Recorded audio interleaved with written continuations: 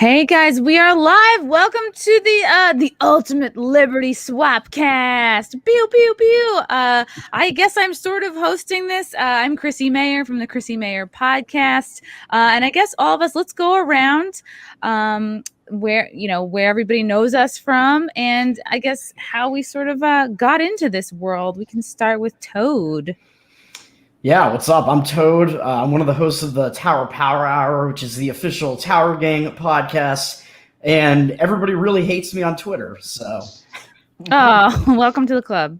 Thank you. Mostly for shit posting. We're known shit posters. Someone's got to do it. Carol.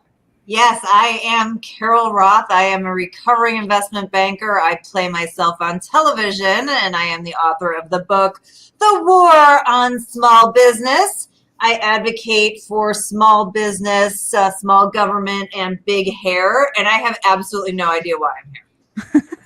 I think, the smaller government, bigger hair is always a good thing. Big bush. And then we have the first time I'm ever seeing him in the flesh, Fat Dave Smith. It's a pleasure and an honor to meet the man behind the meme. Hell yeah. It's been fun running as Fat Dave. But yeah, Fat Dave on Twitter. And then I'm also another host of the Tower Power Hour. Fucking shit poster, like Toad said. Like, I'm just out there getting my hands dirty and making people hate me and making people laugh. It's really fun. Cool. And we have Clint. Yes, I am Clint from Liberty Lockdown. I am Chrissy's ex-husband, Carol's future ex-husband. Well, it's a good thing this is a swapcast. That's what we're doing here, right? Also recovering mortgage broker as opposed to investment banker. And I, via the lockdowns, was forced into the podcasting circuit.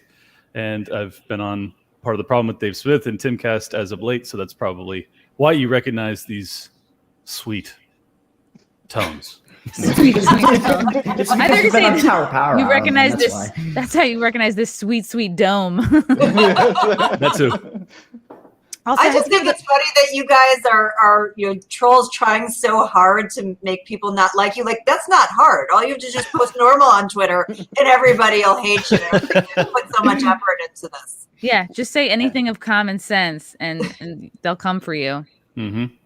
It's not as much we're trying to get people to hate us. It's just that, we're just actively just like everything we post, they're just like, fuck you. And we're like, oh, okay, whatever. Like, that happens to me all the time as well. I'm not trying to do that. So I don't think any of you are trying to be like malicious for no reason. No. I think it's more you're trying to kick over the rocks and see what's there, poke the beehive and other metaphors. I'm just joshing with you. I'm just trolling the trolls. Yeah, I mean, the interesting thing is that we get the right people to hate us, I would say, for the most part. And those people tend to expose themselves just by seeing us making our jokes and saying what we want to say. They come out of the woodwork and make idiots out of themselves. So the people that hate us are probably the people that we want to hate us for the most part. Do you all mostly have like a libertarian fan base, like libertarian viewers? I do, for sure. Yeah, prominently or predominantly libertarian or anarcho-capitalist or anarchist.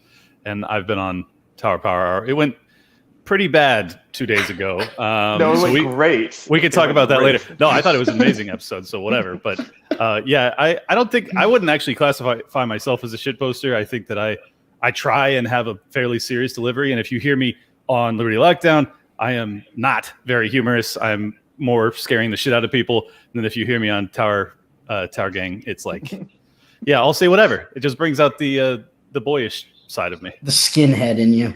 No, I actually have a very strange group of people because I come from the finance world. I've been in the media world. I really attract people across the spectrum, and I think because unlike some other folks, because I try to come at it with the common sense. Everyone knows that I'm always coming in good faith. So even people who are really progressive and who, we probably don't agree on anything, still follow me. Also, I try to add some humor and dogs into my feed. So I have a very odd, eclectic following. Same as me, except a lot of my fans are on the spectrum. I was going to make the same joke again. Gotcha. Chrissie and I have very similar minds, apparently. Or maybe As the a fan jokes of are yours, just too Chrissie, I obvious. can confirm. It's Definitely on funny the because spectrum. Toad, like with your chair, it makes you look like a toad. I don't know if you're aware, but like these look like little ears on you, but I know it's your chair. I mean, a lot of people don't know where. I mean, it is actually my nickname in real life, and I don't really want to dox myself or anything like that, but it came from a period of time in the late 90s where a lot of people had bowl haircuts, including me.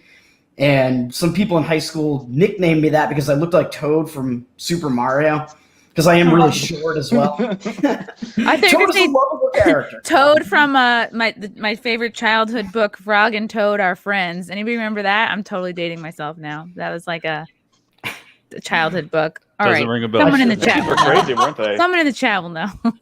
Don't worry, I'm dating myself all the time, so. Oh, you mean masturbating? Yes. Exactly. Dating myself. This is interesting. Yeah, I definitely wanted to talk a lot about Carol's book. I mean, the title alone, The War on Small Business, How the Government Used the Pandemic to Crush the Backbone of America. I mean, if I don't know how any American would not be curious to read this book. This is something that has affected either you directly or somebody you know closely. I'm not going to have you read it to us word for word, but it's really impressive, and I'm just sort of fascinated how like both Carol and Clint have come from like the worlds of good jobs. Like I don't know so much about Toad and Fat Dave Smith, but I am not really from that world. So I'm very curious to hear like how you, I guess, kind of like to elaborate more on how you found your way here and like, right. And what were you doing, I guess, pre-pandemic? Yeah, so I mean, I started, as I said, as a Wall Street investment banker and made my way through that, mostly as a way to pay down college, because I was the first person in my family who went to college, like many people. Even though it was a long time ago, I still had $40,000 of college debt and needed a way to pay it down. And so that was like the best job I could get to learn a ton and to pay it down quickly. And when I was at that job, and I think Clint and I talked about this, I would get small business owners who would call me who were desperate for help, and certainly they couldn't afford to hire an investment banker, but it always really stuck with me because I'm an empath and I'm a helper, and I wanted to help them, but they couldn't afford me and they couldn't afford the firm. So I figured when I got out of there that might be a way to leverage the media to be able to help small business. Truthfully, I just really wanted to be a game show host. I still want to be a game show host. Like that's all I really want to do.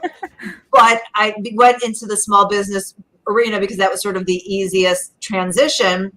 And then, it's probably around 2009, 2010.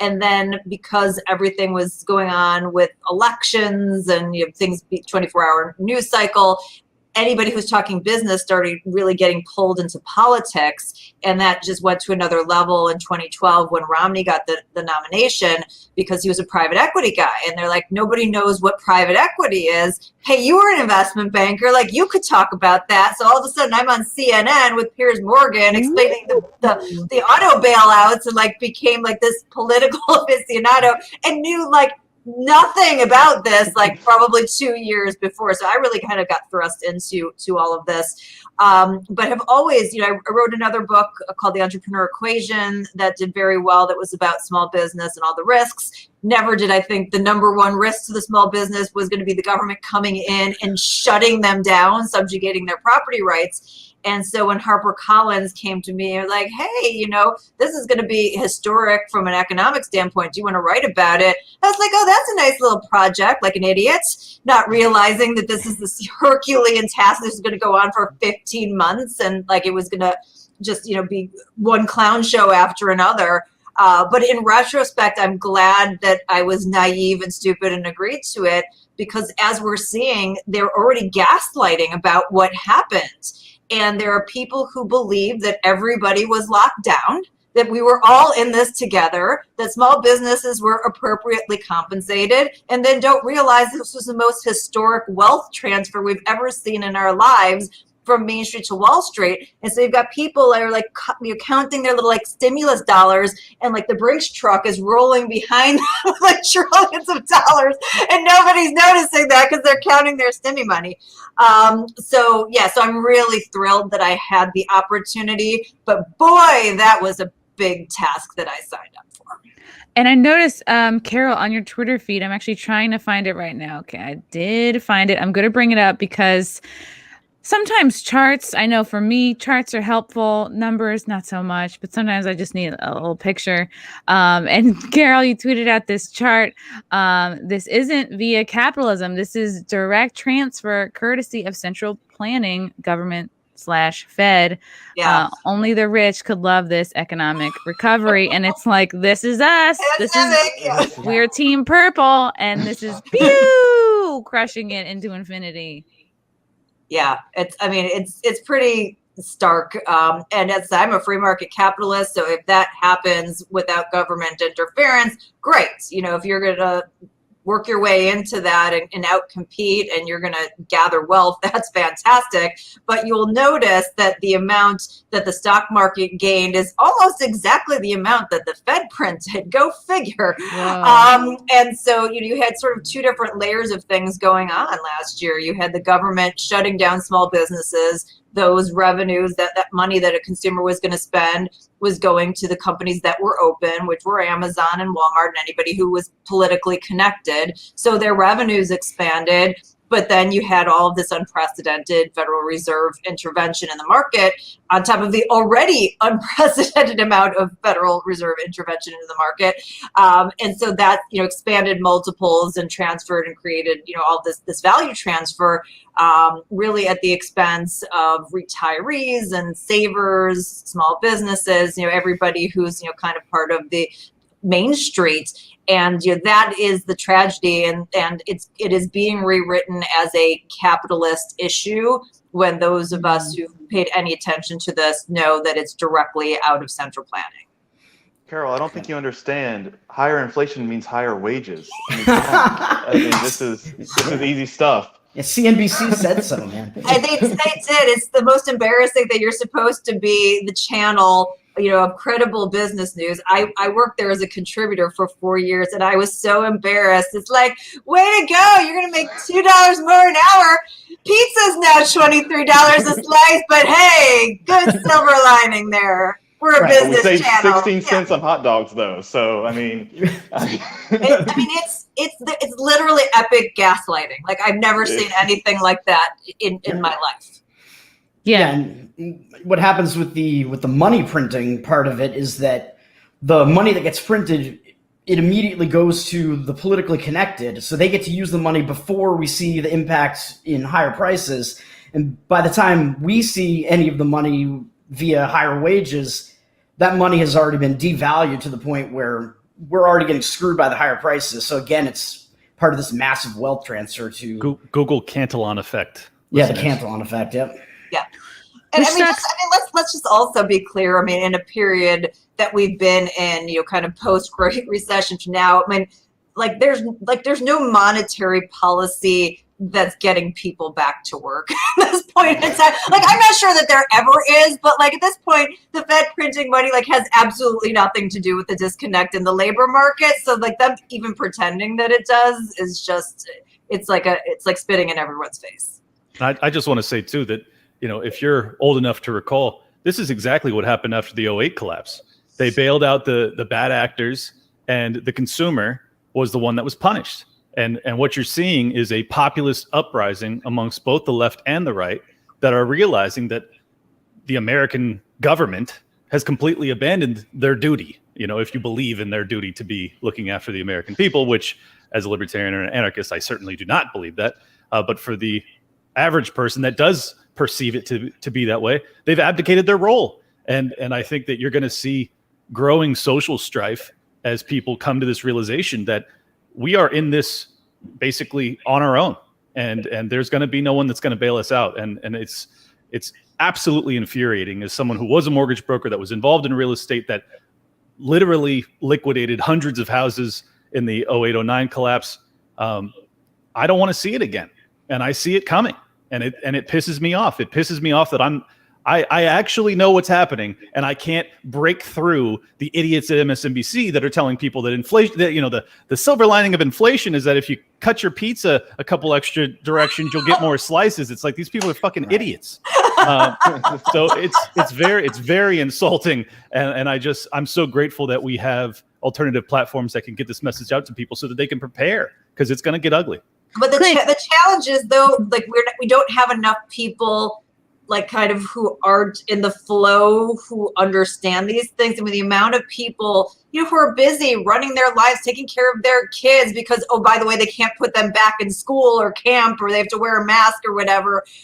They don't understand this. They think it's capitalism. They think that more government is the answer. And that's the craziest part, that we've just been through 15 months of this, of unprecedented government and government adjacent intervention that's created this horrible outcome. And there are people being like, well, like it would be helpful to get like some more, like let's have Medicare for all. Like you said, went through the last 15 months and that was your conclusion, was that Medicare for all was a good idea? Like it's crazy. We have to get the government more involved in our healthcare. We just have to. And our lives, definitely. It's like, oh, let the market decide, but you only have the choice of Amazon, Kohl's, Target, Right. Walmart. Like, And the you weed have all your dispensary choices. that's run by the government. I remember talking to it was named Noam Dworman. He owns the Comedy Cellar in New York City, and even though like I believe his family like owns that building, I just remember talking to him like last spring, and he was so frustrated. Like he honestly sounded like he was almost in tears. Like he was just he jumped through so many hoops. He did everything that he was told to reopen or stay open, and then at some point they made him put up like a buffet, like a spit shield. You know what I mean? I mean, us comedians, like some of us can be pretty dirty and degenerate, but I don't think we need like a salad bar, like zoo animal shield. Wait, they put that on the stage? Yes, yeah. I haven't been there. I haven't been to the club since, but I've seen photos, and comics tell me that it looks ridiculous. And there's just been the weird way that it affects comedy is like the audiences in the city now they feel so different, because like, and I never am a comic that wants to blame the audience, because it's my job to like be funny and make whoever showed up laugh. But when the lights come on, you're like, oh my God, like everyone who's sitting in a crowd in New York City, like they're all like either broke college students, or they're just like, broke regular people who couldn't move out, who couldn't escape the city. And it feels like a different, I get a lot of comics telling me like they just loathe performing in New York City now because of this reason. Like the crowds, it's not like a good, sampling with tourists and people visiting. It's just, that's actually a good microcosm for what Carol was talking about, is that, the poor are the one that are going to suffer under this policy making. It's going to be the people that can't flee the big cities, that are stuck there to languish as society crumbles around them. Whereas the wealthy are all fleeing to Florida, or they're going offshore. They're going to be fine. Right. Yeah. It's just, this is why if the plebs, us, don't come together, even though I'm not really a pleb, I'm basically retired, but I still consider myself one. I really think that this is like if you care about civilization, like this is really, it's that important. Like we have to come together as a people and realize who is actually dominating us, because it's not each other. It's not the extremist white supremacist nonsense. It's not the January 6th riots. It's not the Black Lives Matter rioters. This is a much bigger thing. And I hope that people are starting to wake up, because you've had 16 months locked in your fucking house. I hope you did some research and figured out who's actually ripping you off. And also, I'll add to that, like I want to call out the crappy capitalists, because like everyone wants to like say 1% versus 99. That's not what this is about. Like there are plenty of people like Glenn and myself, who are probably included in that top number. Somebody has to be in the top number, but who actually care and understand that if you don't allow for wealth creation opportunities for everyone, that we've lost the foundation of economic freedom and what this country stands for, and that in history that never works out well for everyone. Henry Ford knew this, right? He knew that you had to pay people well in order for them to buy the cars, like you can't exclude people from wealth creation. And I don't know why, if you're a capitalist and you have the abundance mentality, you would want that. You would think you would want more people. So there are plenty of people who've done well, who are, espousing the message and want to bring people along for the ride. It's the people who have the opposite mentality, who have the limiting mentality, who want that like club that's the elitists, the ruling class, the politically connected and the big business, and it's just us and nobody else can come in. And I don't care what they're reasoning for, like that's what we need to be fighting against, because otherwise then again we end up pointing the fingers in the wrong direction instead of having it pointed squarely at the government and the system. Do you think the demise of small businesses was always part of the grand plan, or did they just sort of see it going this way and they're like, oh, let's take advantage of this? Right. So, yeah, I mean, I think it was the plan, and I think they used COVID as sort of a jumping off point to really accelerate that. Like, oh, let's crush small businesses now so we can leave only those larger businesses that are the politically connected ones, basically crony capitalism. So then the businesses that you leave are those big ones that will actually do the government's bidding. And I kind of think it's a combination of a few different things, where there are people that absolutely know what's going on and they're politically connected. They're doing it for the money. There are other people that probably feel afraid to go against it. And I think there are other people that just completely believe it. And all of them are involved in this.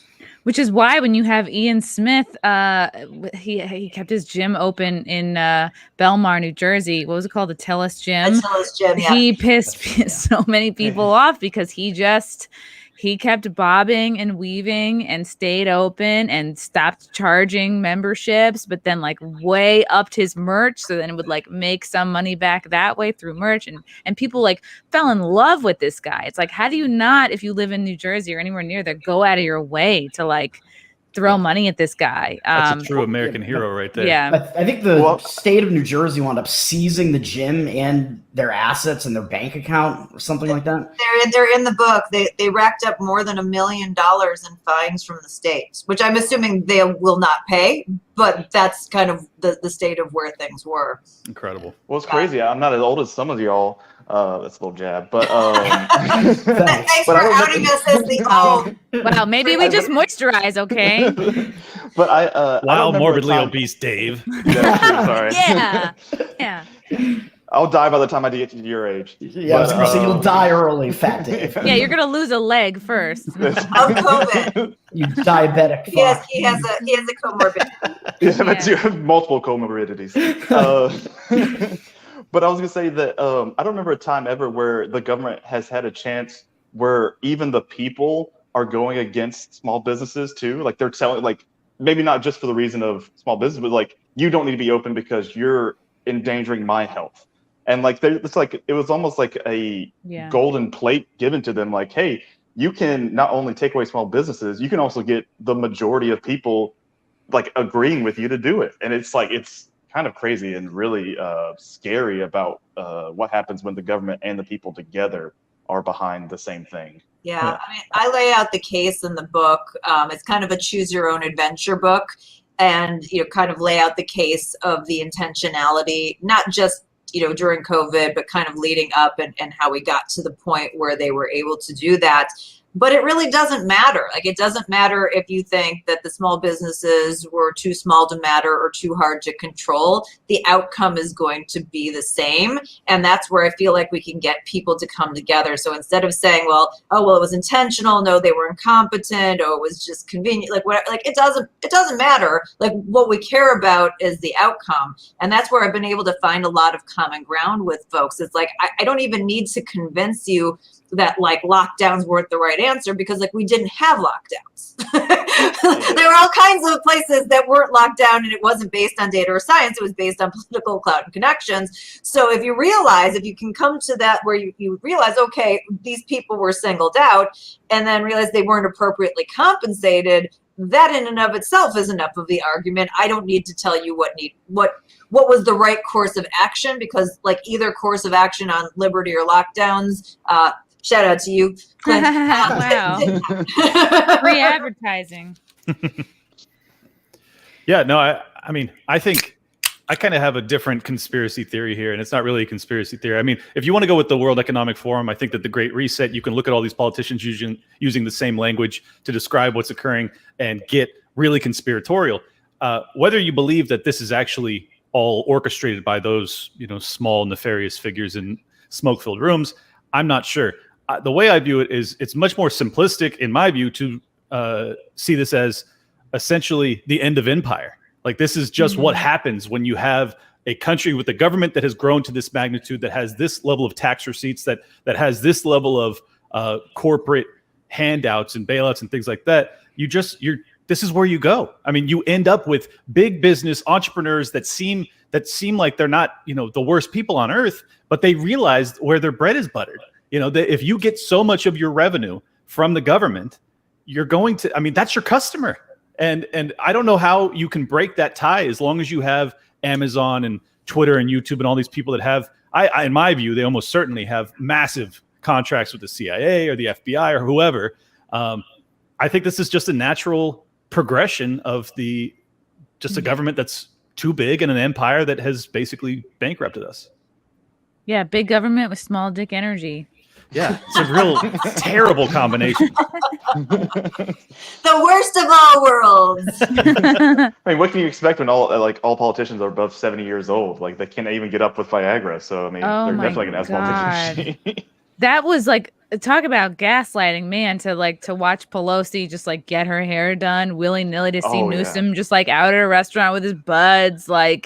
You feel like, I keep saying this, I'm like, it's like we're all in an abusive relationship, and anytime you try to leave, you get pushed down the stairs again. And then they're told, oh, it's your fault. You made me hit you, And all the people around you are agreeing with them too. Like, well, it's your problem. It's not them. They can do it. They're protected class. You need to wear 2 sets of knee pads. You need to protect yourself. I just don't understand how they keep ending up on all these private planes. That's the part that every time I see some twins, it's on some private planes. Like, why are you on a private plane? Carol, are you referring to? And I don't fully understand what happened, so probably someone can probably explain better. Was it that these Texas Democrats walked out on some kind of a decision and ended up on a private plane with no masks on? They were taking a stand, but I don't fully. That was definitely the most recent example. Them and their Miller Lights and their whatever. Come on, Epstein. Yeah, it's right. They were going to Epstein's Island, actually. Yeah. And the worst part is you see people and they're cheering them on. It's what are you doing? These people are abdicating their responsibility. They're taking off on a private plane financed by who knows who, and they're going to go fly around and joke.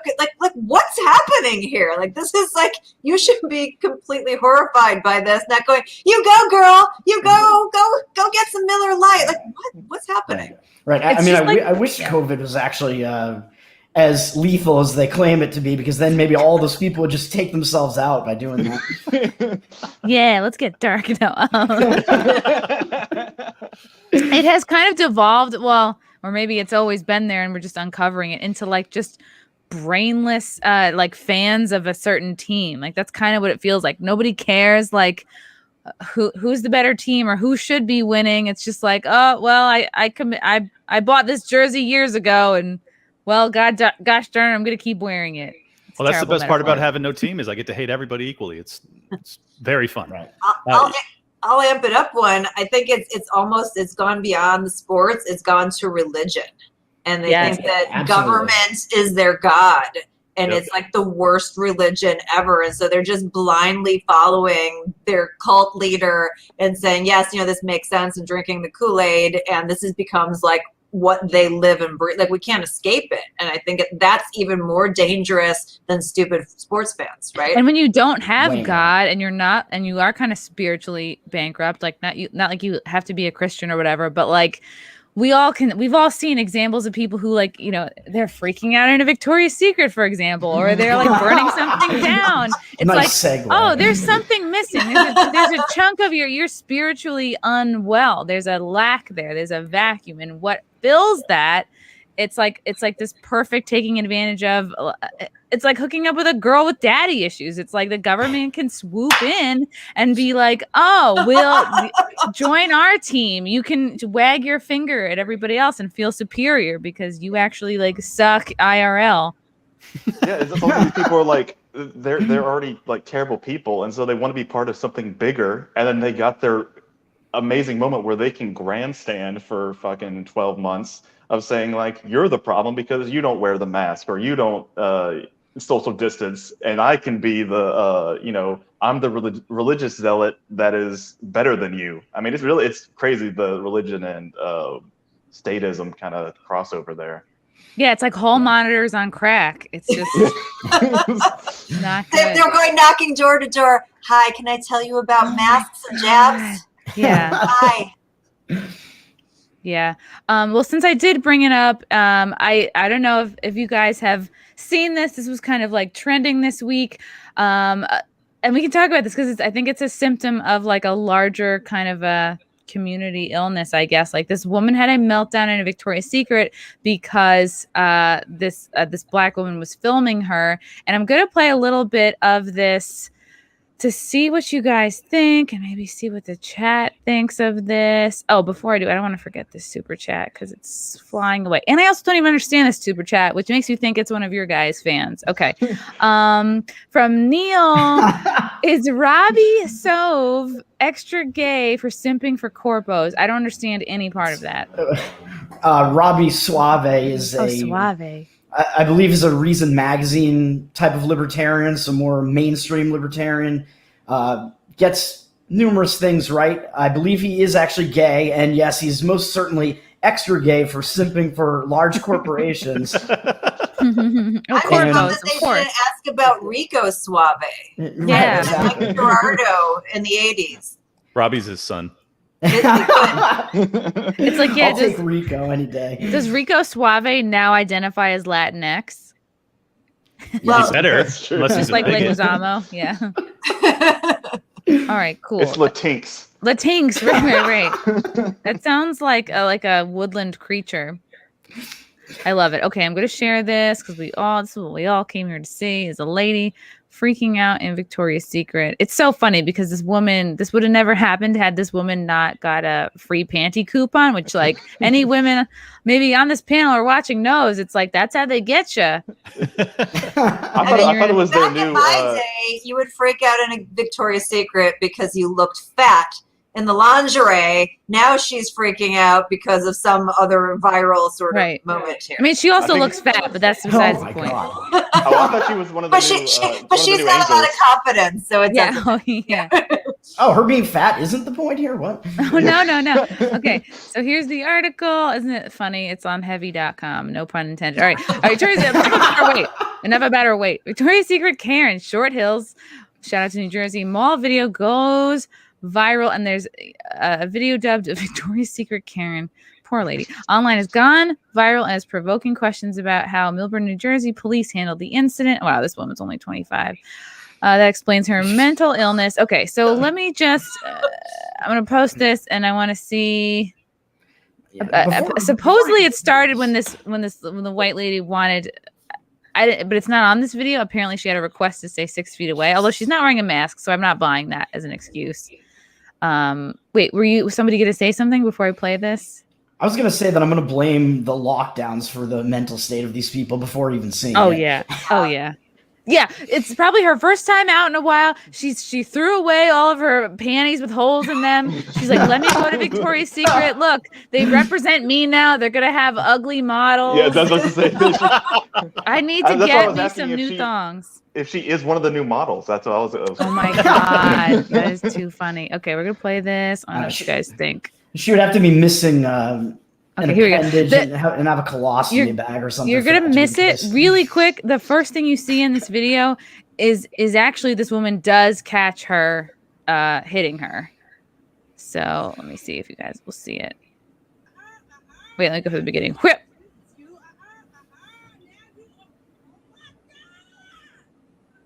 Oh, my God. Immediately starts crying. Do you see this? Oh my God!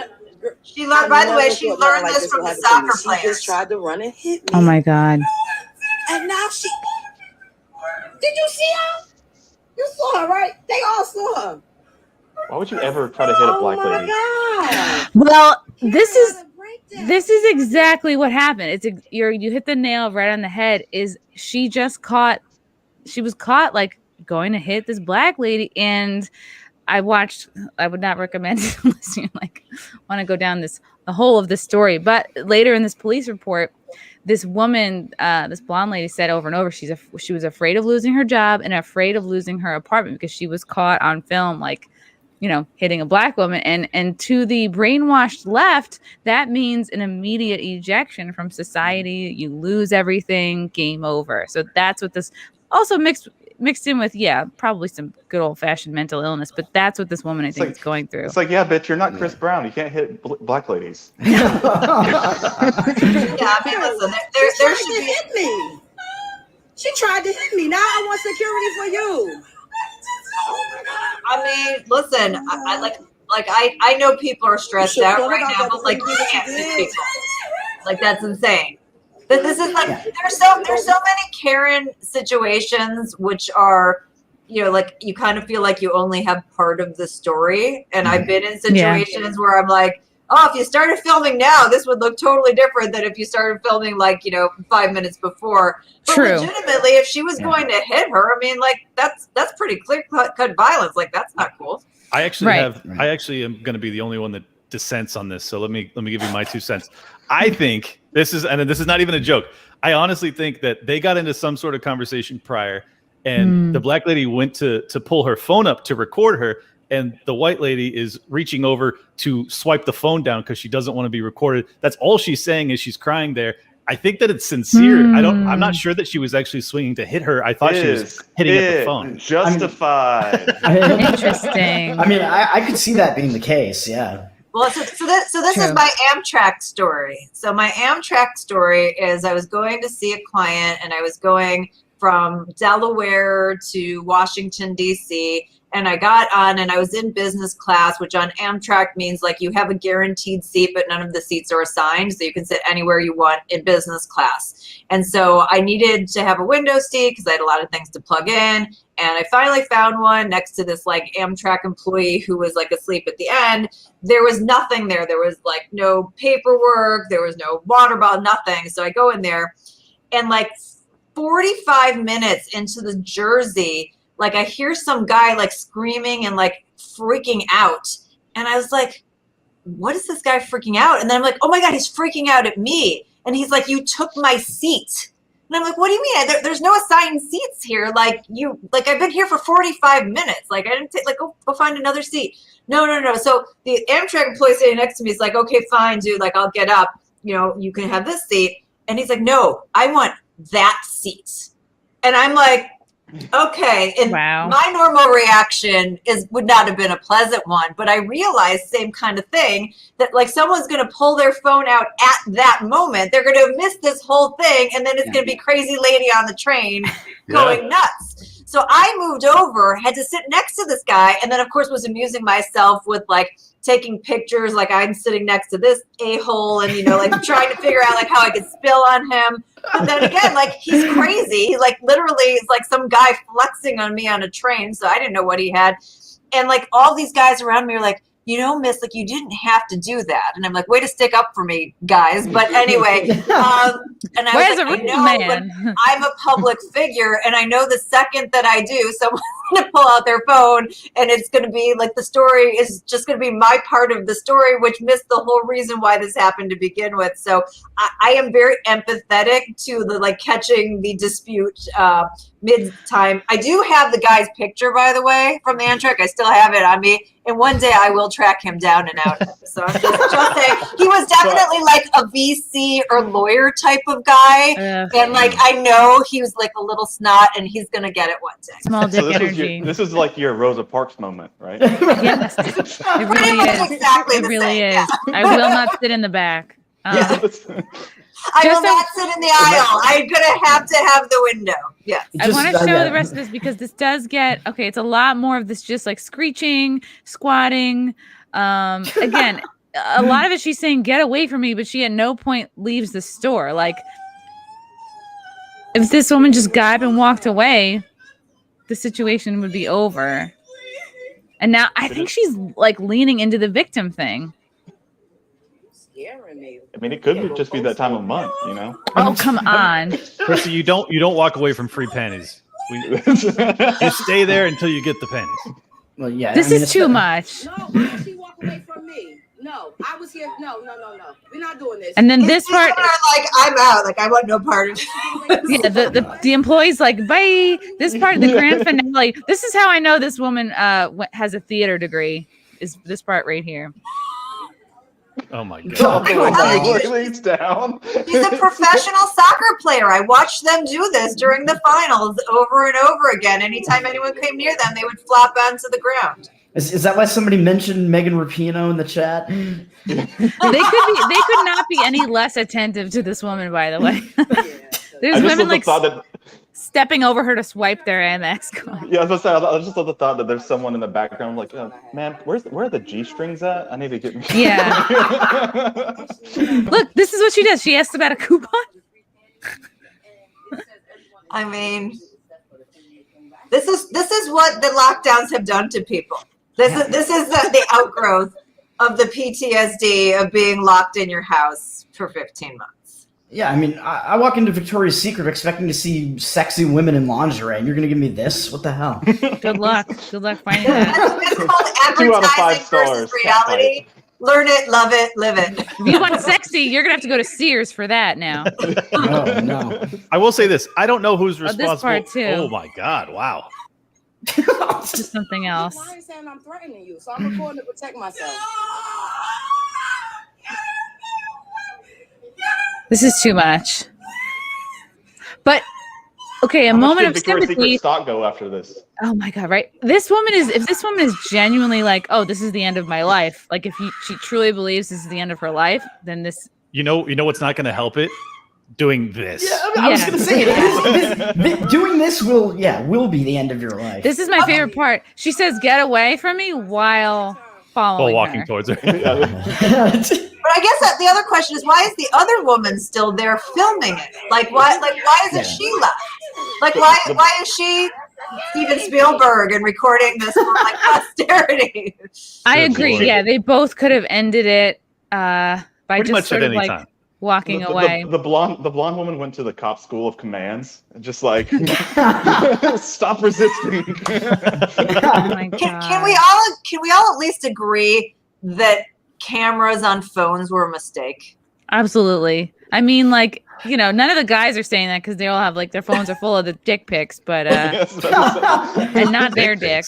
Oh yeah, it's because everybody sends me dick pics. Yeah, Yeah, you just saved them. It's actually inside baseball and Tower Gang. Whenever you join the chat, you have to send a picture of your dong.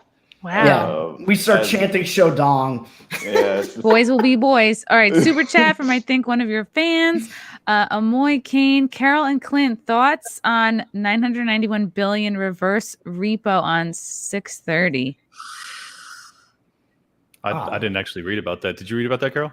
I mean, I've been reading about all different kinds of reverse repos, and what the Fed's going to say is that it's needed for liquidity in the market, which we all know is a hunk of BS. And this is part of the problem, is that everything they do is so opaque that you really can't get a sense of like, why is it that you needed to go and do this sort of short-term operation in the market, particularly at that level. So it's like my macro stance is that the Fed needs to be reined in, and there should be very strict parameters where we're not seeing things like this come out. So What is reverse repo?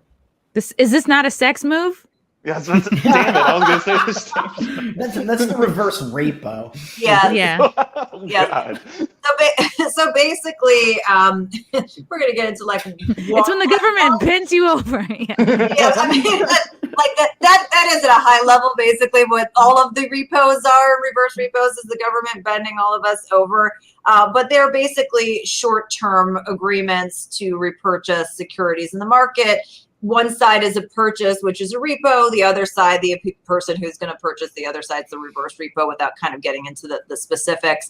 But it's meant to, from a short-term standpoint, provide liquidity in the market or allow, between, whether it's between the Fed and banks or bank to bank, these short-term agreements in terms of the repurchase of securities so that they can meet reserve requirements. So it's an expensive Band-Aid. Yeah. Kind of. What I think is actually happening is that because we've had such easy monetary policy for so long, you have a tremendous amount of malinvestment that exists in this market across the board. And even though there's a ton of liquidity, there are still issues where like you'll have short-term borrowing issues where big corporations can't get the money that's necessary.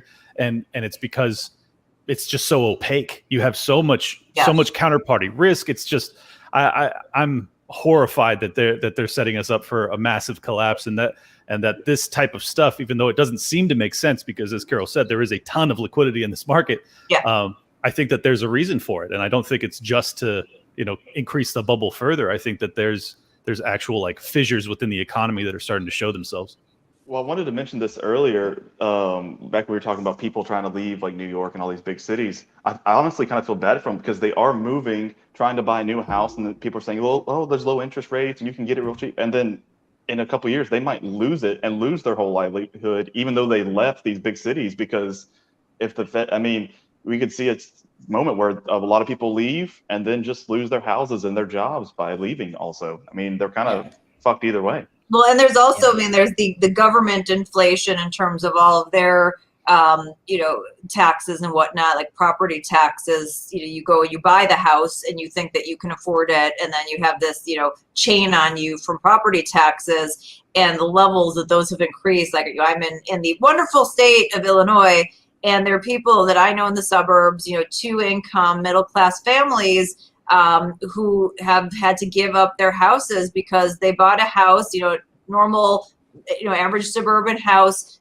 $5,000 in property taxes, which is still a crazy amount. And then within like a year, that goes to $15,000 in property taxes. Like who in the middle class can afford to have a recurring payment just for property taxes to the government of $15,000?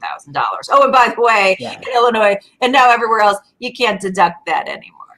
Well, and staying in the city is also way too expensive. And it seems to me like city governments are trying to trap people in cities at this point, where they're talking about removing roads and not allowing people to drive anymore. Like, you're gonna have no way out of the city. Well, we don't drive in Chicago because you get carjacked.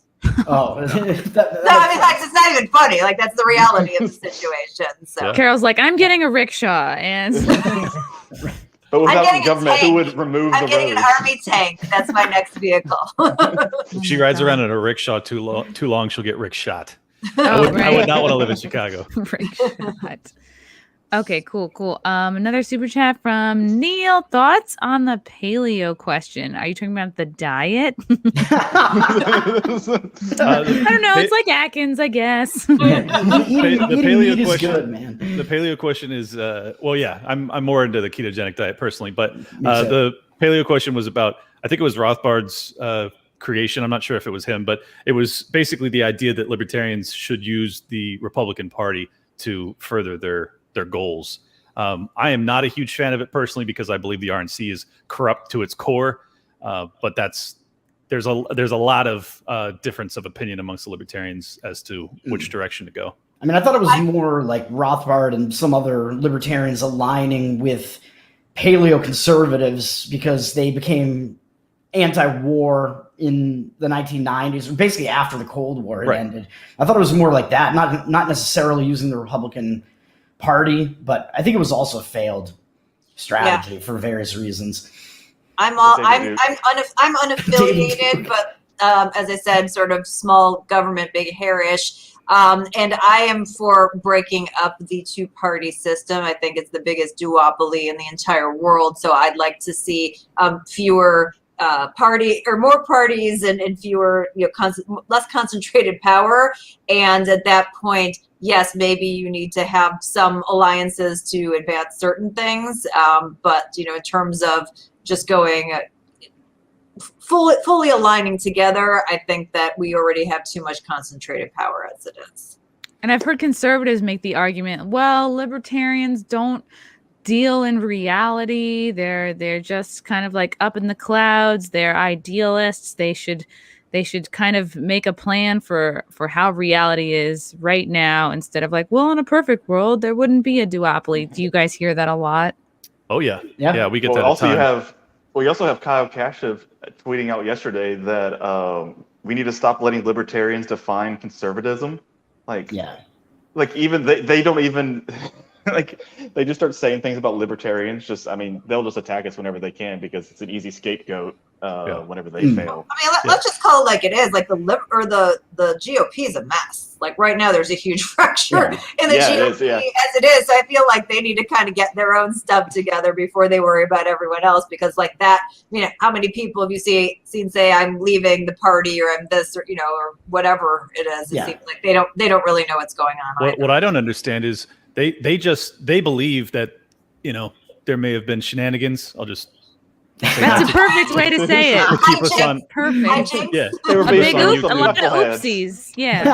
there was a few oopsies in swing states, and they believe that their Lord and Savior was removed from his throne unceremoniously and via corruption, and yet they still think that this is salvageable. Like that's what I don't get. It's like if you honestly believe that, and I think there's compelling evidence to consider that at least, then what are we fucking talking about? Like what are you talking about? Like you could get Trump to run again. Do you think that they're not going to do it again? I mean, come on. I mean, as far as libertarianism supposedly being that idealistic, there's nothing more idealistic than expecting other humans to be able to rule over other humans or rule over you in your life. Yeah, there's also a lot of unicorn stuff that we've seen of the GOP. Like if you're going to say like not being based in reality, I've heard of a lot of stuff over the last year that's like nowhere based in reality. So like maybe you shouldn't be so loosey-goosey with the pointing fingers there. I think maybe they see you as just like, potential allies or potential like team members that are just like that fractured. Won't play ball. Yeah. No, it's funny because we see them the same way. I see conservatives, like the best of conservatives, the ones that believe in liberty and they believe in gun rights and they believe in small government, and I'm like I'm with you. I'm with you. The paleos, exactly. I'm with you all the way up until that point. But the truth is, when you guys get power, you do nothing to protect our liberty. So what am I to do? Am I supposed to just look at your entire history and the past 100+ years of us just going closer and closer to totalitarianism and consider you a viable, useful tool in this fight? It's hard for me to feel that way. I mean, if Trump, who in my opinion was a genuine outsider, was completely defanged and basically assassinated with propaganda, because he was, from his inception, they were setting him up for treason and all sorts of shit. I just don't know. I don't know how you can still look at that and believe that this system is salvageable. This is ultimately why I'm an anarchist, and I don't think that we should have a government anymore because it's just it's that corrupt. But I wish them luck. I think Fat Dave Smith had a stroke. He's back. Sorry. Hey, I actually did have one. I also like carbs, so the whole paleo thing. Question for me. And I'm Trump. I think is obviously he was an insider, but I think what happened was he became impossible to control. That's my take. You think he was an insider, really? Yes. Why would the media have treated him how they did? Because they realized that they weren't able to control him. But does that make him an insider? I mean, isn't the very definition of an insider someone who's playing ball that's controlled opposition?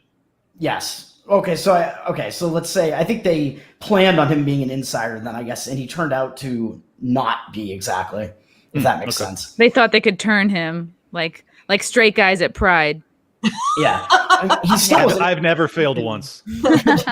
He still wasn't able to get anything done as far as shrinking the size of government. Obviously, he expanded it massively. Yeah. Well, I don't think he had any intent of shrinking the government, but I do think he had intent to end the wars, and he couldn't even do that. So, it's just I don't understand it. I mean, I get it because we're all upset. We're upset that the trajectory of the nation is terrible. And we all want to figure out a way to fix this. But for the conservatives to look at the libertarians as the reason is very funny to me personally. Because I'm like, we don't have any fucking power. y'all have had power and you haven't stopped this. So how are you going to point the finger at us? Shouldn't you be reflecting on yourselves first? I don't know. Right. Well, and we don't want the power. We don't want anybody to have it. I would like to have the power to protect myself. And I can't even do that now. It's crazy.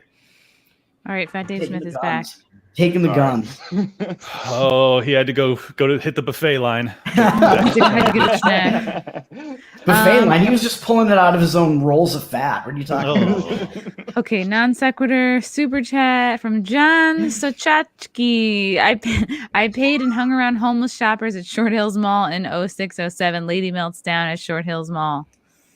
Yeah. Do you think maybe she was homeless? I don't know. She didn't look homeless. The homeless don't really go to Victoria's Secret. Yeah, that's like Vicky is kind of like a little, I think, out of the homeless shop at JCPenney. If the homeless are eating that well, I know, right? Plus, she got the coupon for the free panties, so they had to deliver that somewhere. Yeah, right. Okay, this is another super chat from Voxix. Try the Catfish Parlor in Austin, Chrissy, and shout out to the PP Poo Cast. Boys, shoop to wop, yeehaw! I got my money's worth. I ran out of words. Is that us? Are we the PP? This must be one of your fans, although I do have mentally ill fans too. Can I try voicing this for you? Yeah. Try the Catfish Parlor in Austin, Chrissy, and shout out to the PP Poocast boy. Shoot the whoop, yeehaw! Okay, I got my money's worth. I ran out of words. Well done. We should have you read all these. All right, try the next one, Carol.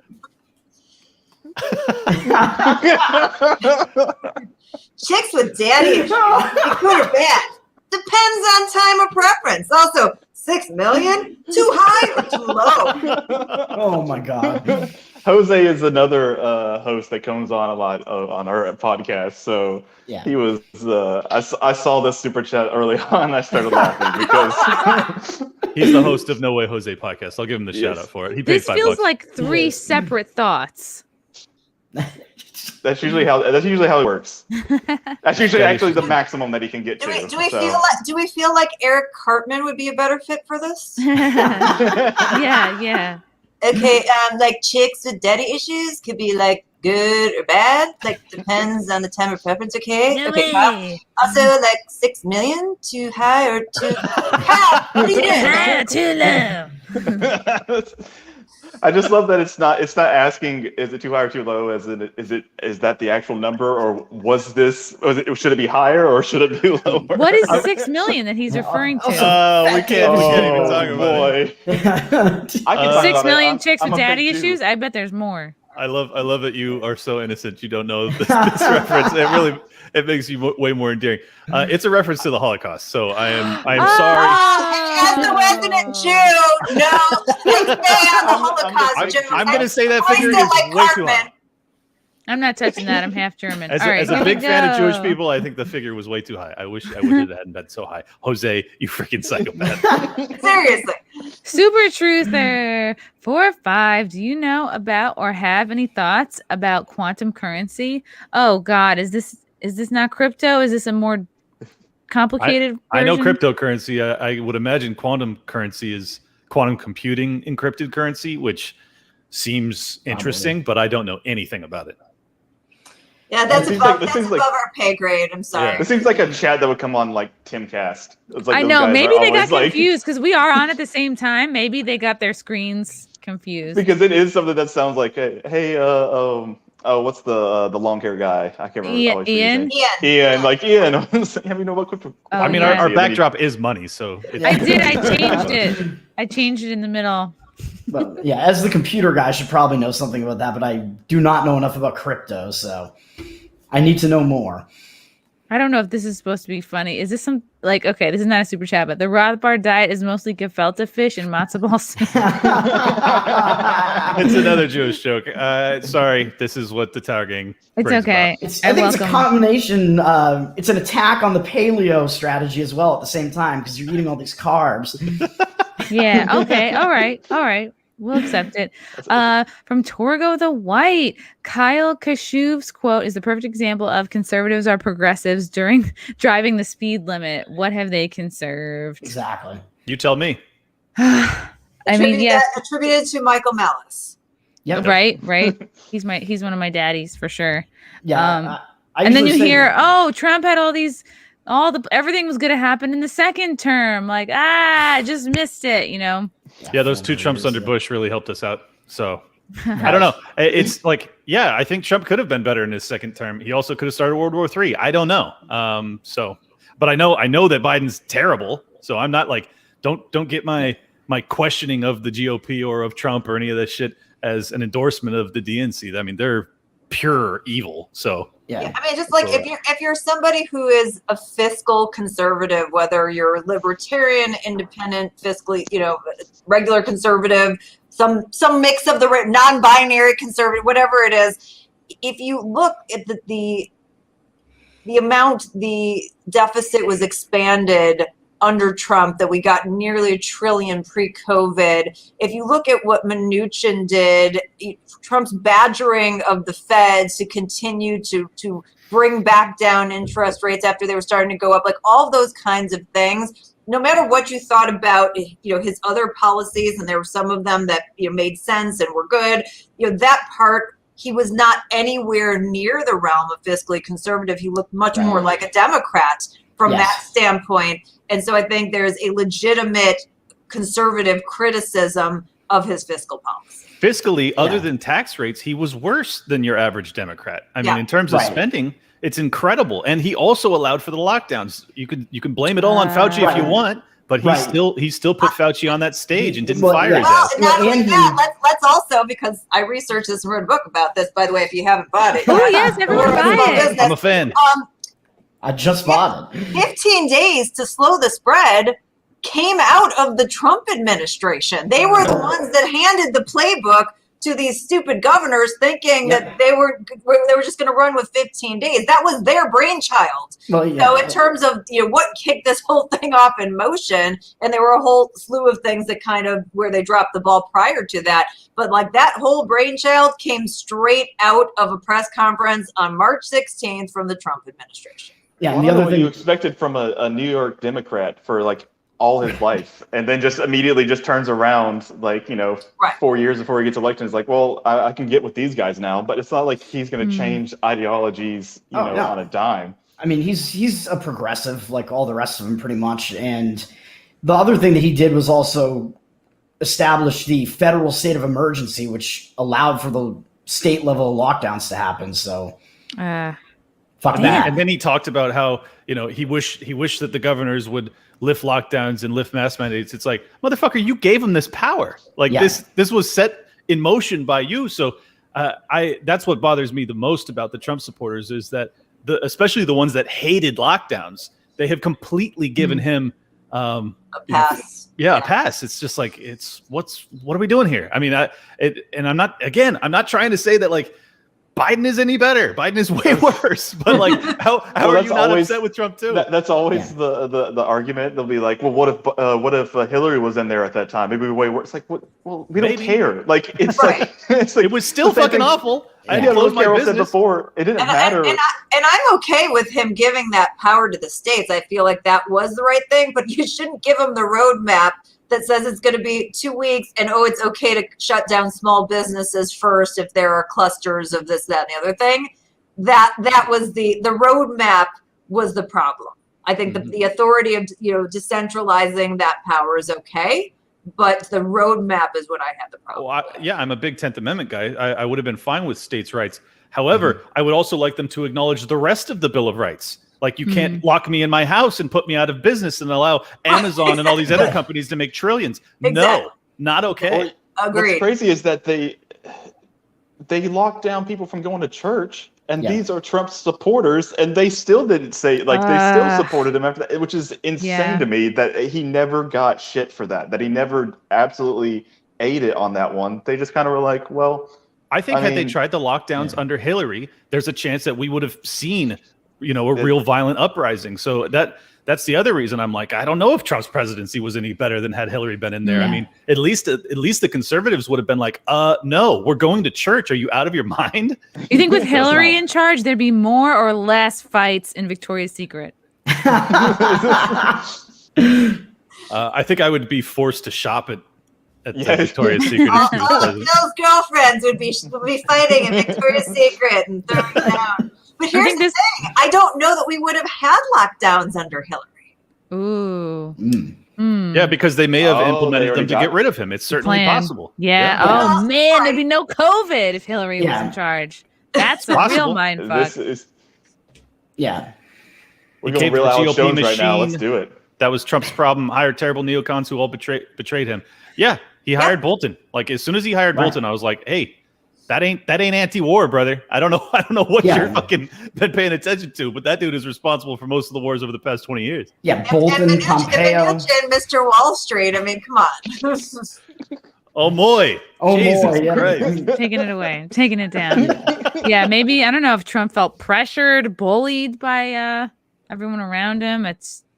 We have no idea how hard it is to be the president. You would have hoped, why didn't he go like balls out and get more done? But like, who knows? Like maybe they're like threatening his life or his family. I think he goes any harder, he gets whacked. I honestly do. Yeah, so. I feel like that's the case.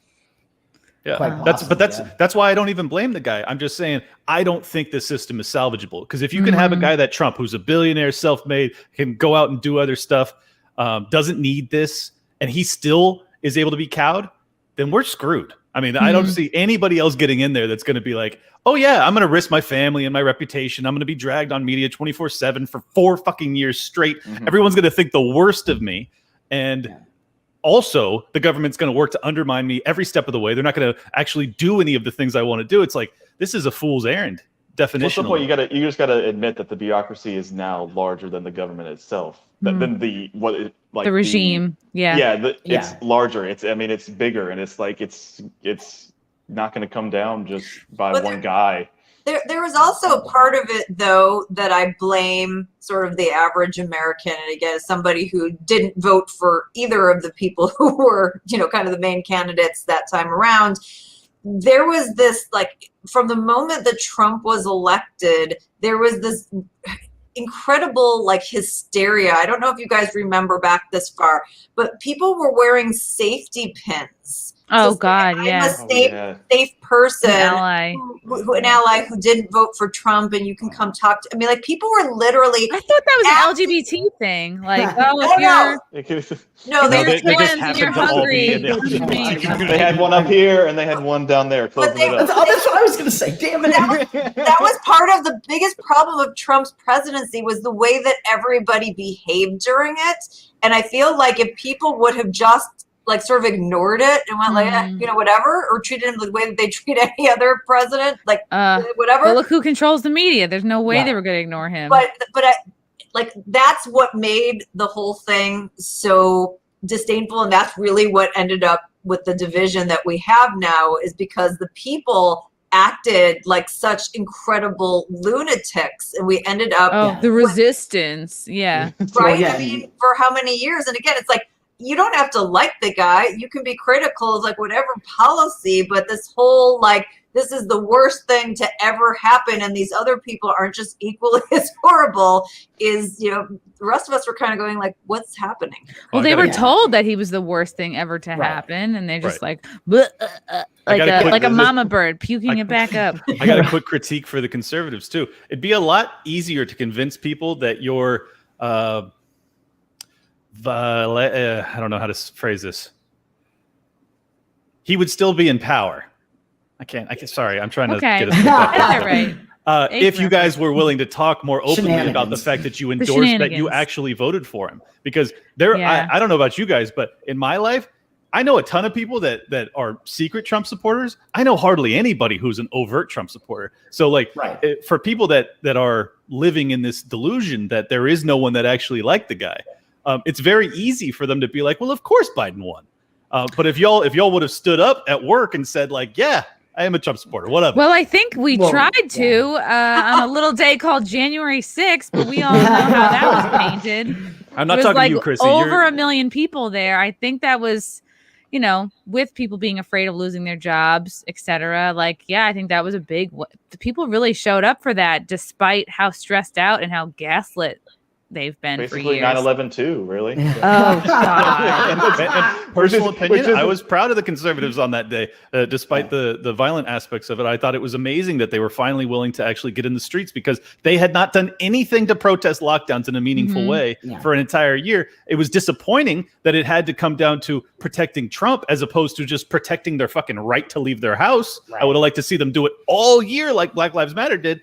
But I was ecstatic to see them finally rise up. And now, of course, as they finally did, they finally had the courage to do it. They're all labeled terrorists and thrown in Gitmo without trial. It's like, it's insane. And they didn't even release any of the information that was on any of the hard drives that they may or may not have stolen. Right. I mean, but by the way, there was one guy had a Lego set, guys. So let's just be right. The Lego. It wasn't totally peaceful. I mean, if you ever stepped on a there Lego, there was a Lego set involved. I'm just saying. I mean, do you know how much it hurts to step on a Lego? That's is considered violence. Yeah. That is violence. That violates I still NAP, think that's why AOC has to see therapists because she probably stepped on it. It's Oh my tragic. God, she probably has Legos in her cooch. I hate her so much. Oh, this is Okay. real. Oh my God. Oh, Shout out to no. Neil. Thaddeus doesn't like age of consent. Sup, lolberts. Okay, again, I'm gonna need a translator. Oh, do you not know about the Thaddeus thing? Yeah. No. Oh, Go ahead. You guys go ahead and recap it, even though it's on my show. Feel free to talk in code if needed. Thaddeus Russell he's been on Rogan. You may have heard of him, but he's got the Unregistered podcast. He tweeted out something to the effect of like, "There's nothing wrong with or not nothing wrong." No. He said, "I know people that have had relationships with 13-year-olds, Goo. and they turned out fine." That's what he said. Or they weren't upset about it or something Or like What that. are you people doing to me on this podcast? I'm a sorry. respectable individual. I know. These are the fans. This is You're not us. talking about the Jews. I'm a Jew. This is bad. We're bad. talking I'm about the child predators. 13-year-olds. Like what is happening here? This is not kosher, pun intended. This was actually not a joke. He was actually being sincere about this. So I had on Eliza Blue that Friday. Yeah, she's amazing. So I had her on that Friday, and he had this huge Twitter explosion with everybody. So he reached out to me, and because he's been on my show before, and he said, "Hey, would you mind if I come on to explain further?" And I said, "Well, hey, I have like the most outspoken, sexual or trafficking advocate that's coming on my show on Friday. If you want to come on." Sex trafficking? What? No, she's she's Anti. anti. You know what I mean. Jesus, Toad. So I said, if you want to come on, I'm going to You're having Epstein on? I thought he was dead. She gets the first 45 minutes, and then you guys can duke it out in the second half. And of course, even with that structure, people were still upset with me for talking to the guy, and it's crazy. But anyways, if anyone wants to check out the episode, it's not nearly as upsetting as you might imagine. True. I'm seeing in the chat, people are like, the average bear does notice the increase in gas. The average bear does notice the increase in the price of groceries and just basic stuff. I mean, it's hard to ignore those things. Yeah. But your wages are going to be 50 cents higher, guys. So don't forget the silver lining. Well, it's also that they'll still gaslight you from the White House. They said that hot dogs this year are 16 cents less on average. It's like, oh my God. you're- It's like, you- don't you want us to you eat know- bugs? It's so confusing. As soon as they come out with the July 4th video with how cheap everything is, and they put pork chops as part of your 4th of July barbecue, you knew the whole thing was BS. I mean, that was come on, this is could you be any more blatant? But you also know that when the White House talks about hot dogs, they're actually talking about little boys' penises. So. Oh my God. Oh God. Sorry, Carol. I'm sorry this is happening. Not to mention that I'm going to a Victoria's Secret tomorrow, and I'm going to have a meltdown. Yeah. Not to mention that housing costs are up by 25% year over year. And so what did the 17 cents on hot dogs, is that going to help you with that? It's crazy. Oh, and by the way, BlackRock has basically free money from the taxpayers to compete with you for that house. Yep. Hope you enjoy it. Hey, all rocks matter. No. Okay. That was a BlackRock joke. All right. Oh, Thank you, That was a good one. Jason Ciricio, for the super chat. Yeah. God, I had a point I was going to make, but I lost it. It fell out of my little female brain. All right. You want to talk about Pitbull in Cuba? No. Oh, yes. Is this really a thing? Stimulus checks are still in the conversation. People wanting more stimulus checks. It 100% trended the other day. That it was. I think the actual hashtag was "4 stimulus checks now," or more stimulus checks now, and it was just a absolutely hellscape of people asking for. We need more money. We need UBI. We need monthly checks. We need all this and that. Given your food budget, I'm surprised you're not an advocate for this. Well, calling them stimulus checks is pretty accurate because most people use them on hookers and blow. So wow, stick burn. But by the way, that it's not even that far from the truth. I have a friend who owns a livery service, and basically he said that like in the poorest neighborhoods, they have been booking up the party limos. Like there's no tomorrow. Wow. So that his business is booming specifically from stimulus. So this is where the stimulus money is going, is to party. And he is like, every single week, like you can't even get normal trips to the airport because they're all booked up from all of this extra party money. Is he calling his business like the Stimmy Limmy or something? Branding genius, Chrissie Mayr. I love it. Oh man. I have a buddy that works for Enterprise, and he said that usually every year, one of their biggest weekends is whenever everybody gets their tax returns, and that's that people just go out and rent a nice car and then go out on the town. And he said the same thing with stimulus. This is all a product of a highly functioning society. When I anybody gets any money and they go blow it right away, this is definitely a sustainable. This is why they don't teach financial literacy in school. Well, this is the same reason I worked out at Victoria's Secret. It's the same thing. Everybody's becoming increasingly decivilized and degenerate. I used to work at a Section 8 housing, and you could tell whenever the same time of year, whenever the tax returns hit, you would see a bunch of new TV boxes in the trash because everybody would just go out with their tax returns and buy a new TV every year. All right, it's pretty crazy.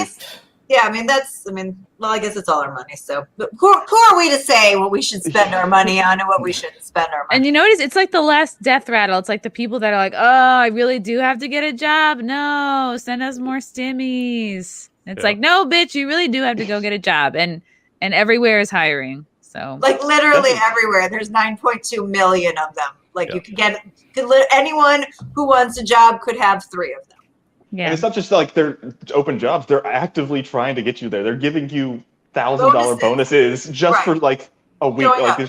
It's insane. And you have, I was trying to have a carpenter out to my house, and it was hard to get anybody to come out to do work. Go through 4 or 5 different carpenters. They're like, nah, I don't have any workers to help me out. I can't do it. I'm building 6 houses right now. It's a nightmare. It's really genuinely hard to get labor, and the labor costs are up. And guess what? That adds to the cost of housing because when I resell it, I'm going to expect to recoup that money. And if you have that across the board, you have an inflationary pressure that spirals out of control. This is how it works. And this is exactly why I advocated against the lockdowns and against the stimulus to help paper over the fucking crater that they created in the economy. And this is everything I listed in May of 2020 on that thread that went super viral, was because I knew exactly what was going to fucking happen. And it's it just doesn't matter. They're going to run us into the rocks, and there's nothing we can do to stop it. So you got to get out of the way. Yeah, isn't the price of lumber also way up? It was up. It was up over 400%, but it's back down to a decent level now. Oh, good. So Clint can get wood again. Oh my God. I set you. You haven't had wood in 2 years. Yeah. Super chat from Omoy. I still don't know how to pronounce his name.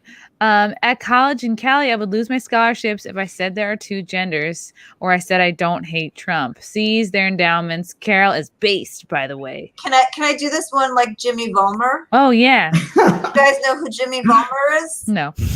Jimmy from South Park. Oh, Jimmy, yeah. Jimmy. Okay, at college in Cali, I would lose my scholarships if I said there were 2 genders. Wow, what I said I don't hate Trump. Seize their endowment. careless bass, by the way. Wait, are you the actual voice for Timmy? Yeah, that was awesome. Have you been practicing? You're like, I'm gonna do this tonight. That's That's a great. astonishing. She's That gonna was- host that the was South Park with no game show. practice. That was just from the vault. That's Oh, amazing. that was beyond, man. That was awesome. You've never done that before? No, of course I'm not. Okay. But I haven't done it. Like I don't do it. I don't practice on a regular basis. My right? God. Whenever you go Shit, into that's like good. interview for the game shows, is that what you bring out? And you're just like, I do a 6 South Park. The fun fact is that I hosted a show for Microsoft, like a business show. And what I would do is like in between takes while they were like adjusting the lighting is I would do different voices. I would do the reads for the crew. So that was like, great. so they have all these takes of me like doing like the serious Microsoft business and like different cartoon voices and different accents and all that kind of stuff. What gig what's your dream gig? You want Jeopardy, Wheel of Fortune, No, Hollywood definitely. Squares? Jeopardy's like way too serious. Like I want something like honestly, Press Your Luck was my dream. I'm kind of pissed about that one. But anything where like you can get excited and like you're getting like Price is Right. Or, I was going to say Price is Right. Yeah, like anything like that where you can like just kind of like you get really excited contestants and you can kind of jump up and down and have a lot of fun. Like I don't want to do anything like super smart like Jeopardy. I just want to have fun and give money and prizes away. Yeah. Family Feud. I hope would this totally. So I love. Okay, so by the way, Steve, if you don't watch Steve Harvey Family Feud, it is the best because not only is it a game show, it's just He's funny. It's like a comedy show of Steve Harvey. His And faces I'm not are talking about great. the celebrity one. I'm talking about like the GSN one and the one that's in syndication is hilarious. Something like that where I could play off of the different contestants would be really fun too. So My favorite is when someone says, I'm hearing my audio. Who's doing that? Well, shit. I did not do anything. Me neither. Maybe they're listening in on us, the same people that listen on Tucker. Well, it's Carol. She just told us she's working with Bill Gates. So. Yeah, that's true. I don't know. All right, muscle better through now. it, Clint. Oh no, it's okay. I was just going to talk about Steve Harvey and how his reaction when someone gives an answer on the Family Feud that's really inappropriate. His deadpan where he's like, Yeah. it's my And then he favorite thing. screams it. He was like, dicks! And he's like, points to the... Yeah. and then he does like the whole monologue and say, "You're up in here on a family show, and you're gonna be telling everybody that Santa has a North Pole waiting for you." Lord, like he just does the whole thing, and it's just so beautiful to watch. So it's definitely like if you don't watch that and you like comedy, like it's really funny. Well, they should bring back the Richard Dawson one though, just so they have a host that's like making out with all the female contestants. Oh my god. God, that's such a creepy. was Here's the thing, so underrated. Like when I was younger, like I didn't appreciate, but like in retrospect, he was like kind of like had a thing going on. people person. So, yeah. Did you guys hear about this? The Deagle report the CIA released showing seismic population declines by 2024. I'm praying that's because of economic collapse only and immigrants going home, maybe? Oh no. Jesus Christ. Yes, I have actually talked about it on one of my prior episodes. So they said that there was going to be like a 50% population decline over the next 5 years. So big in the US or the world. It was like all industrialized Western societies. They were predicting. I heard of this. I heard it was linked to the pokey, the hokey pokey. Are they? Everybody just offing themselves or what?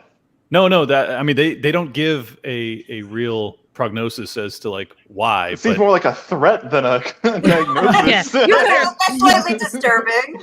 Yeah, it's horrifying. I mean, yes, it could be the thing that we're not allowed to talk about, or it could be. Maybe they're just fear mongering about global warming. Who knows? You're gonna melt. Yeah. I mean, but that's insane. Like that's not like 50% is. Like, yeah. Wow. It's horrifying. Don't worry, man. We're just gonna send that many people to Mars. It's all right. That is a Bill Gates wet dream for sure, though. Chrissy, I have a question for you, if you don't mind. Ooh, 34D. Next question. I have always wondered. Thank you so much. No, he'll be going to Victoria's Secret tomorrow. There's the annual sale. I know you were more of a Trump supporter than me. Would you? I don't know what your policy or opinion is on immigration, but I'm curious if you would be pro Cuban immigrants, given that they are more American than Americans at this point. It's tempting, right? Because they do tend to vote more Republican. But no, I think I'm very much like anti illegal immigration. Yeah, overall. And I keep hearing like, oh, they're gonna shift them around and put them in like red counties to make them more blue, like down in Texas. I don't know. Yeah, I just feel like we're too loose. I thought. I mean, Speak for yourself, Chrissie. I mean, I'm doing. We're Kegels. loose butthole. Yeah, We're very loose this country butthole. needs to go back to doing Kegels and get a stronger cervical wall. Yeah. Oh, God. What if we bring the Cuban people in, take their cigars, and then kick them out? Oh, What about the swap program where we take them in, and for everyone we take in, we send out a socialist? Yes, We send out a college great graduate. idea. Yes. That's Carol's idea. A college graduate? We will. Oh, Bring in No, fresh anti-socialists. college Send out Oh, the okay. pro-socialists. Yeah, bring in the Cubans and kick out the white liberals. anyone that went to Ivy League that's graduating over the next 12 months, you go to Cuba. That's we get the perfect. Cubans. I think it's Can we It's get a also warrant exemption, please? Yeah. Wait, how sorry. are Cuban women? It goes white women first, and then Hey. black. Well, I don't know. Are Cuban women hot? Bring them in. yes. Yes. They look like cigars. That's why I want to smoke them. Ooh, I want to put them in my mouth. Chop off the end. No, that's not right. Oh, They have great food. They've got great music. They're all good looking. They love freedom. Bring them in. Get rid of the people who don't want. There are a lot of people who don't want to be here, so just swap them out. It's like an exchange program. All right. Yeah, have you guys noticed that all our favorite socialist superheroes have been pretty quiet on the Cuba stuff, like AOC, Bernie? No real tweets, no real comments from these guys. isn't Wait, AOC Cuban too? No, It's not a joke. Isn't she? What is she? Isn't she No, Puerto she's Rican? Puerto Rican, I believe. She's, Oh, I don't know close what enough. she is. Close enough, you fucking racist. But She's from Yorktown and Westchester. She comes from money. I think AOC is clearly, I think, just a member of the establishment through and through, whereas I think Bernie kind of isn't, which is why the establishment didn't want him in there. I don't know. I mean, maybe he's some type of foil or something, but the establishment really worked to not allow Bernie to win the Democratic primary. Yeah, but Bernie still just plays loves ball. being cucked. He does. Like, Of course he does. Yeah. But He I has that think Nick Isn't he in Starlet charge of the problem. budget, by the way? Wait, say I again. don't know. Isn't he in charge of the budget now? I don't Like, know. Oh, I think he is on Yeah. the budget The committee. Senate Budget Committee, they put a commie sympathizer in charge of trillions of dollars of our spending. Yeah. Wow. So Well, that Yeah. Really wants seems to appropriate, realize. honestly. that seems kind of establishment-y to me. I don't know. Yeah. Yeah, but then I think what you have right now, though, with the Cuba situation, I think, is that the elite Democrats from Florida, I guess, are all seeming like they're pushing for military intervention in Cuba. Is Yeah, that dude. the way I Yeah, understand dude, it? I saw it was the mayor of Miami. The mayor of Miami said that we should Bomb have them. military intervention into Cuba. He said bomb them. Yeah, bomb. Yeah, Jesus. bomb. Yeah, I mean, which is that's basically the madness. neocon. I mean, it's the neocon. We got to bomb them to everything. freedom. That's the only way. I mean, it's God. And this is happening right after the Haiti situation as well, where it seems like the U.S. government is angling for military intervention in both places, seemingly. I mean, is there any doubt that we weren't involved in the assassination of the Haitian president? I mean, I think it seems very clear. Looks I very think Clinton-y. Mr. Well, Didn't yeah, they literally said that some of the assassins were American, right? They said they were Yeah. former like government employees too. So Yeah, and this was after I think that sounds like Haiti- assets. Haiti had refused the jabs. Isn't that what happened? Like importing them from the U.S. Something like That's what I heard. I don't know. that. Well, on the four Right, they horsemen, made shout it- out Rick Coverdale. Yeah, they made it sound like, oh, they're rioting because they don't have their precious jabs. You know. Yeah, and then their president gets assassinated, and now the U.S. is like, oh well, here you go. Wonder Wonder what's Four going Horsemen. on. Wasn't there? Didn't Ryan Dawson say that it was like a little bit of China too going into Haiti? I He Wow. never gave me the details on it. I need to Oh, talk to okay. him. Okay, because I heard it. I couldn't remember if he did give the details on it. Yeah, Well, it Did was I in the last cut, cohort. did I cut you off, Fat? All right, Fat Dave, say something. Skinny Dave is a little bitch cuck. How about that? Oh my god. No, I'm just kidding. He's coming on our podcast soon, so it's actually really exciting. Haiti, CCP did Haiti, CCP did Haiti, CCP did Haiti. All right. Wow, and another one. CIA Say a tongue twister. CIA did Cuba, CIA did Cuba, CIA did Cuba. CIA, yep, okay, got it. All right. This, We're down with this. this is going to be what gets Chrissie banned from YouTube. Oh my probably. god. All I know is that I don't know about those kind of assets, so I'm just gonna stay with the assets that I know about. Like That's- your that's book. fair. Yeah. Like your Oh, I book, thought you said Carol. with your butt. Yeah, I No, was looking I for said like your assets. book. I was trying to set it up for a book plug. The War on Small Business. A butt How the plug? government used the pandemic to crush the backbone of America. Where is it on sale? I think I saw it on Target.com. So it's available wherever fine books are sold. But I will tell you, since I like to actually walk the talk, I've been encouraging people to buy it from local bookstores. And if you go to bookshop.org, they'll actually, I think they're still back ordered on it, but you can back order it and they'll eventually get around to fulfilling it from a local bookstore. Oh, I yeah. ordered Have you beat from out Malice somewhere. on the? What? I keep cutting off did- Fat Dave Smith. Did you beat out Malice for top Amazon sales? No. Oh, damn it! Hey, Malice was only #1 in Anarchy, I think. Okay, not #1 overall. Oh, I don't know. So again, I've been funneling people away from the big website. Not that I mind, like I'm capitalist, so if you find value in doing that, like please buy it wherever, buy it as many places as you'd like. But I've been trying to get people to support local booksellers. Yeah, you can help two entrepreneurs at once, a small business as well as Carol. Yeah. So Well, please. oops, I just bought it from Amazon. Sorry. You Wow. scumbag. I feel like this is some sort of "you've got mail" situation or something like that. I don't know, but I don't know. You've seen the movie. Are you right? hitting on Carol? Yeah. All right, cool. Fat Dave, were you in the middle of something? No, I'm Or done. no? Okay. He's always eating. Don't worry. Yeah. Things I really thought about eating on this podcast. I thought it'd be really funny, but I didn't do it.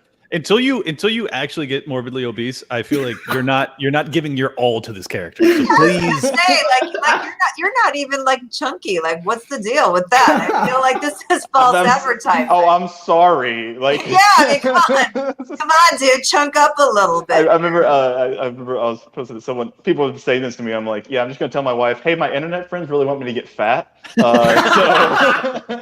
She'd be like, Just no for- more just for the internet for gag. you. It's for Yeah. the people. I'm doing it for the people. no, babe, you don't get it. I'm fat Dave Smith. I mean, you have to get the joke. Okay, it's whatever. I'm also going to tell my husband the same thing. My internet friends want me to get fat. That's why I have to go get some ice cream now. Can we have a moment of silence for me finding out that Carol has a husband? Very, very. sweet. Oh, Aw. Thanks, guys. I think I just heard your penis frowning. The price of lumber is going down. Yeah. I can no longer get it up.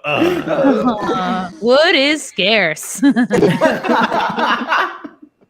I guess we should try to leave it on a high note. Are there any from your penis? We're gonna smoke No. a bowl. Are there Toad's on any- track right now. Are there any kind of to dispel the myth that libertarians don't really live in reality? Are there any kind of real life action items, Yes. things that we can do? People can Yes.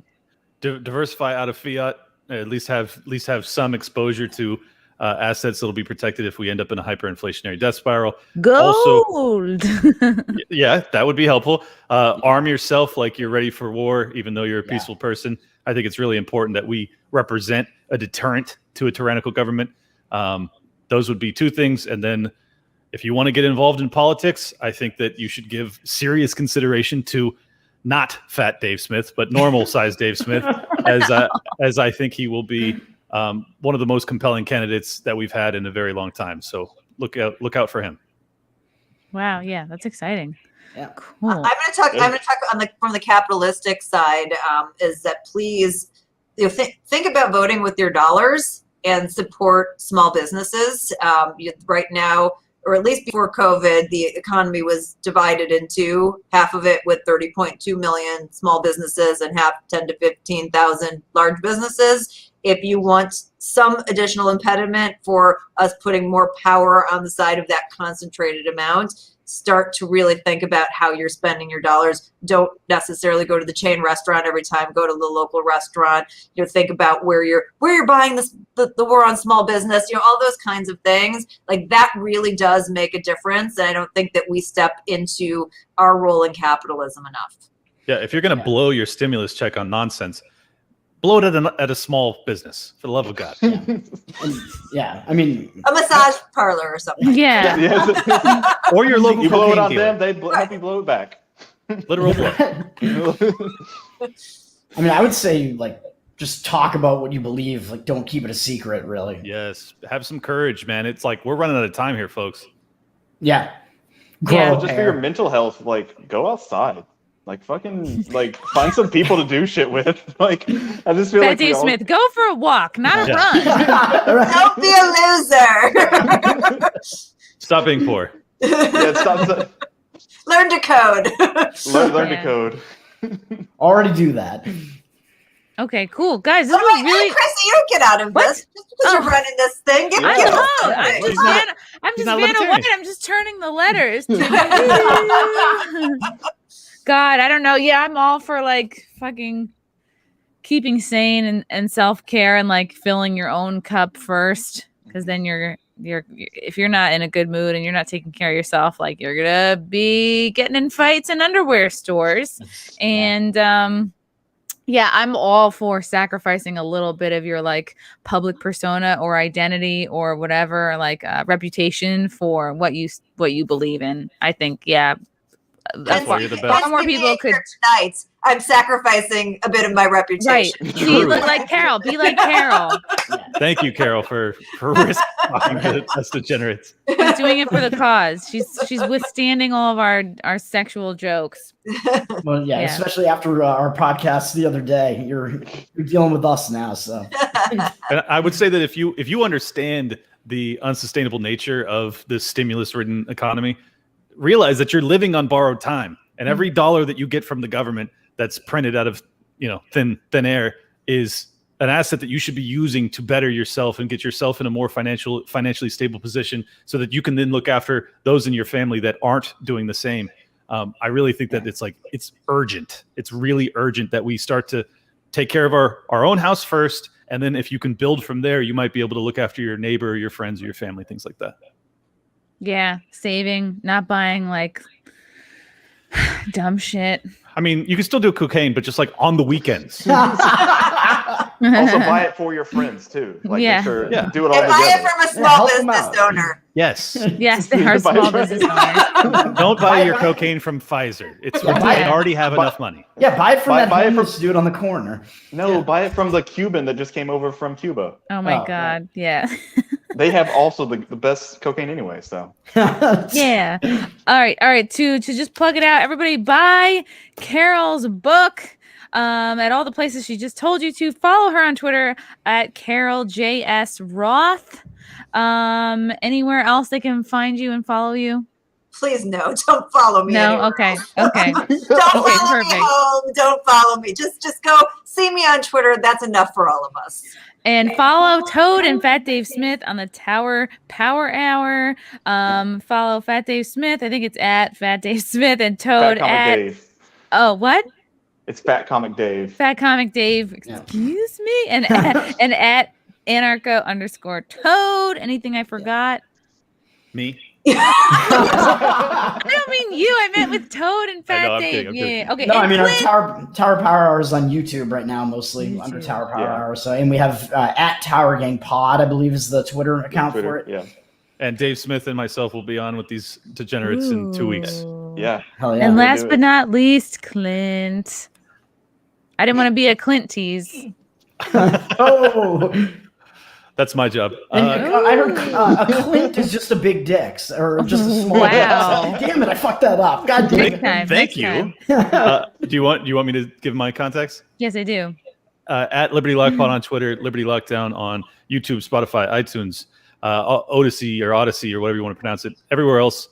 Thank you so much for having me, Chrissie. You are one of my faves. So thank you. Oh my God. Thank you. Maybe the fave. I don't know. Whatever. I'll take it. This He was says great, that's guys. always- This was Now, fun. by the way, now that I'm married, you're the favorite. No, Aw. he was already planning on doing it to Carol, and then he found out married. He's like, I'll just go to the next one. Keep it. I got to keep it moving, Carol. I'm running out of No, time. listen, I don't judge. I don't. And by the way, she's smoking and super smart. So like, go for it. Yes. Move on from rejection really quickly. And then you're next, Toad. No, this was great. This was great, guys. This was so much fun. Hopefully we can do this again sometime soon. Thank you, chat. Thank you, super chats. You got a lot of smart people in the chat. Appreciate you guys so much.